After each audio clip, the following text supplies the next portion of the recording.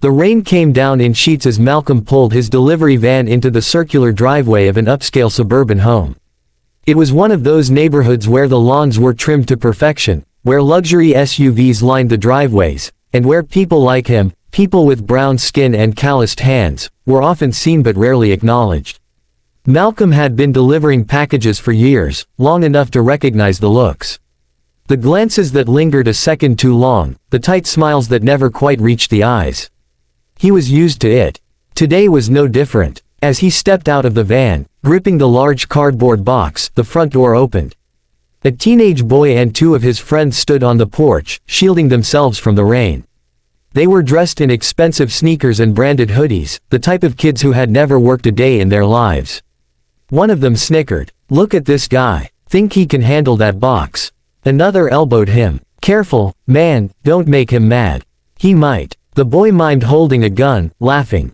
The others chuckled nervously. Malcolm said nothing. He had heard worse. He adjusted his grip on the package and trudged up the steps, water dripping from his sleeves. The boy's father appeared in the doorway, a tall man with graying hair and a sharp suit. "Over here," the man said curtly, pointing to the table inside the foyer. His tone was dismissive, barely sparing Malcolm a glance. Malcolm set the package down carefully, wiping his wet hands on his pants. The man pulled out his wallet. "Here," he said, holding out a crumpled bill, as if tossing a bone to a stray dog. Malcolm looked at it for a moment, then shook his head. "No need, sir. Just doing my job." The father frowned, surprised, but said nothing.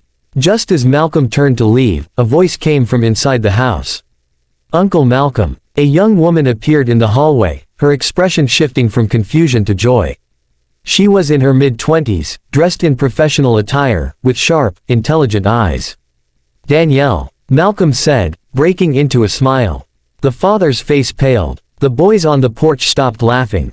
"Wait," the father muttered, his eyes darting between them. "You know him?" Danielle beamed. "Of course. Uncle Malcolm is one of the smartest people I know.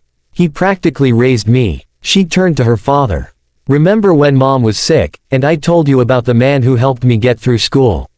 That's him." The father's mouth opened slightly, but no words came out. Danielle turned back to Malcolm. "Why didn't you tell me you were in town?" Malcolm chuckled. "Didn't want to make a fuss." The silence in the room was deafening.